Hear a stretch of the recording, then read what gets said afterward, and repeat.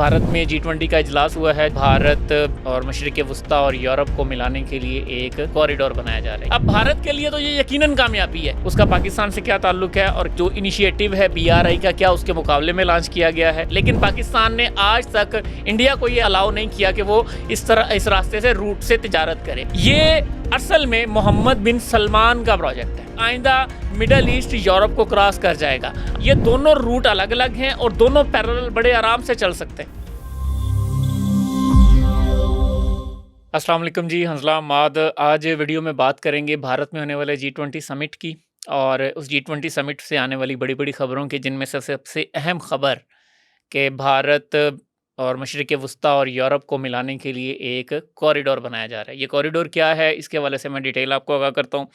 सबसे पहले ये जान लें कि भारत में G20 का इजलास हुआ है, जो उससे पहले ब्राज़ील और उससे पहले इंडोनेशिया में हुआ था। आपको मैं बता दूं कि ये G20 बेसिकली क्या है। ये 20 उन मुल्कों का ग्रुप है जो डेवलपिंग मुल्क हैं और इंडस्ट्रियलाइज्ड मुल्क हैं, सनती तौर पर तरक्की याफ्ता हैं। जर्मनी और फ्रांस वगैरह इन ममालिक में शामिल हैं। तो इसके इजलास हर साल नहीं होते, लेकिन इसके इजलास होते रहते हैं।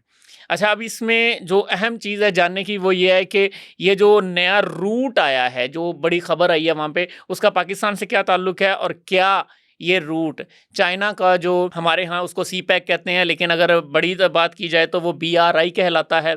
ठीक है, तो वो जो इनिशिएटिव है BRI का क्या उसके मुकाबले में लॉन्च किया गया है। तो ये सारी बातें आज की वीडियो में आपको बताएंगे। चाइना के इस रोड के मुकाबले में लॉन्च करने की बातें करने से पहले ये सुन लें कि चीन ने जो अपना बेल्ट एंड रोड इनिशिएटिव, यानी बेल्ट एंड रोड इनिशिएटिव जिसको नाम दिया गया था, उसको जब बनाया तो उसके लिए चीन ने रेशम की तिजारत का जो पुराना रूट था, सदियों पुराना, उसको इस्तेमाल किया कि चीन से रेशम की तिजारत अफ्रीका तक होती थी। तो उन्होंने उसी रूट को लिया और उस रूट के अकॉर्डिंगली जो है ना, उसमें चीन से पाकिस्तान, पाकिस्तान से फिर मिडल ईस्ट से अफ्रीका और देन आगे सक्सारा, उन्होंने उसको नाम दिया BRI का। अब ये जो रूट है, मज़ेदार बात ये मसाला जात का कदीम और सदियों पुराना रूट है कि भारत या हिंदुस्तान, जिसको हम माजी में कहते थे, ये यहाँ पर मसाला जात पैदा होते थे और इस रूट से ये मसाला जात पुराने रूट से जो है ना अफ्रीका और यूरोप और मशरिक़ वस्ता तक जाते थे। अगरचे इस वक्त बाकायदा तौर पर कोई रूट वाज़े नहीं है कि ये रास्ता कहाँ कहाँ से गुजरेगा और कैसे है, लेकिन इस वक्त तक जो बात हुई है इसमें मुत्तहिदा अरब अमारात हैं, इसके अलावा इसमें उर्दन है, इसराइल है, सऊदीया है, यूरोप है। ये ममालिक इसमें शामिल हैं कि ये इनसे गुजरेगा। ये रूट होगा क्या? ये रूट बेसिकली जिसमें रेलवे के ज़रिए इन तमाम ममालिक को आपस में जोड़ा जाएगा, एनर्जी केबल्स बिछेंगी, यानी कनेक्टिविटी डिजिटल इन ममालिक की आपस में ज़्यादा बढ़ेगी। इसके अलावा रिन्यूएबल एनर्जी या जो एनर्जी के सोर्सेज हैं उसके लिए भी इस पे पाइपलाइंस वगैरह इसमें शामिल होंगी। अब हमारे यहाँ इसकी एक और चीज़ समझ लें। इस रूट के बेसिकली दो हिस्से हैं। पहला हिस्सा है मशरकी हिस्सा या ईस्टर्न कॉरिडोर, वो भारत को गल्फ से मिलाएगा। Gulf means middle east, UAE से। ठीक है, और उसके बाद अगला हिस्सा है शुमाली कॉरिडोर। वो शुमाली कॉरिडोर का हिस्सा मिडल ईस्ट को आगे यूरोप से मिलाएगा। अब भारत को इस इनिशिएटिव के बाद यकीनन ये एक बहुत बड़ा स्टेप है, इसमें कोई शक नहीं है कि दुनिया के 20 बड़े ममालिक उसमें शामिल हैं। अब लेकिन उससे पहले ये जान लें कि ये G20 समिट में जब इस चीज़ का ऐलान हो रहा था, तो अगरचे भारत की बहुत बड़ी कामयाबी है कि वहाँ पे अमेरिकी सदर मौजूद थे, फ्रांस के सदर मौजूद थे, सब कुछ था, लेकिन चीन के सदर और रूस के सदर इस समिट में मौजूद नहीं थे। उन दोनों ने उसमें शिरकत से इनकार किया। ऑल्दो उन्होंने अपने नुमाइंदे ज़रूर भेजे, लेकिन उन्होंने खुद इस शिरकत में इनकार किया। इसका मतलब यह है कि उनको शायद अंदाज़ा था कि ये रूट क्या होने जा रहा है। ठीक है, इसमें डिसाइड क्या होने जा रहा है। अब भारत के लिए तो ये यकीनन कामयाबी है कि भारत इसके लिए उनके लिए एक बड़ा स्टेप है, क्योंकि जो BRI वाला जो चाइना का इनिशिएटिव था उसमें इंडिया शामिल नहीं था। अगरचे पाकिस्तान के एंड से को भी इसमें थोड़ी बहुत बातें हुई भी थी कि भारत को भी शामिल किया जाए, लेकिन जब भारत ने ये रूट किया तो अब भारत इसको एक बड़े लार्ज स्टेप में देख रहा है कि बहुत बड़ी कामयाबी है। लेकिन मैं आपको एक पते की बात बताता हूँ, ये असल में मोहम्मद बिन सलमान का प्रोजेक्ट है। ये मोहम्मद बिन सलमान ने ही अनाउंस किया। क्यों? वो ये चाहता है कि मिडल ईस्ट को एक इस कदर ग्रो कर दिया जाए कि मिडल ईस्ट, आपने शायद उसकी कुछ पुरानी वीडियोस भी देखी हो जिसमें वो कह रहा है कि आइंदा मिडल ईस्ट यूरोप को क्रॉस कर जाएगा। आइंदा आने वाले सालों में मिडल ईस्ट दुनिया का नया यूरोप होगा। यहाँ पे बड़ी रेवोल्यूशंस आएंगी। अभी सऊदीया में आपको पता है बहुत सारी तब्दीलियां आ भी रही हैं। विजन 2030 चल रहा है। ये बेसिकली मिडल ईस्ट को कनेक्ट करने का और ग्रो करने का प्रोजेक्ट है, जिसमें भारत भी शामिल हुआ है। यानी ये असल में मिडल ईस्ट को इधर भारत के साथ और उस तरफ यूरोप के साथ कनेक्ट करने का प्रोजेक्ट है। ये बेसिकली इंडिया की यूरोप के साथ ट्रेड नहीं है कि इंडिया डायरेक्ट अपनी इस रूट के जरिए यूरोप तक ट्रेड भेजेगा। मुमकिन है वो भी हो, लेकिन असल में क्योंकि अब आप देखें ना कि अगर इंडिया से आप थोड़ा सा खित्ते की अगर हम जो रोड मैप अगर हम देखें, उसका नक्शा आप देखें तो बहुत आसान रूट है।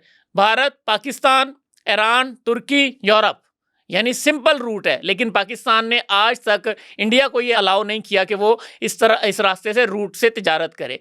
और तीसरी चीज़, इस रूट की सबसे अहम, इसको क्यों ज़्यादा देखा जा रहा है, इस वजह से भी देखा जा रहा है क्योंकि ये देखा जा रहा है कि चाइना के BRI इनिशिएटिव के मुकाबले में अमेरिका की तरफ से इसको बहुत ज़्यादा सपोर्ट हासिल है।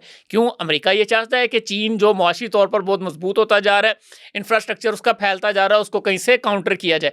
तो ये उसको काउंटर करने की एक तरतीब समझ आ रही है, इसलिए अमेरिका इसको बहुत ज़्यादा अप्रिशिएट कर रहा है। लेकिन एक उसूल की बात समझ लें, मिडल ईस्ट में अगर मोहम्मद बिन सलमान ये कर रहा है तो वो इसका ये मतलब नहीं है कि वो खुदा ना खास्ता चीन के खिलाफ है। बहुत सारे एक्सपर्ट्स का, बहुत सारे माहिरीन का ये कहना है कि ये दोनों रूट अलग अलग हैं और दोनों पैरेलल बड़े आराम से चल सकते हैं। इसका ये मतलब नहीं है कि अगर ये रूट चलेगा तो चीन वाला जो बेल्ट एंड रोड इनिशिएटिव है वो ख़त्म हो जाएगा या उसकी अहमियत कम हो जाएगी। दोनों की अपनी जगह अहमियत है और दोनों रूट ही चलेंगे।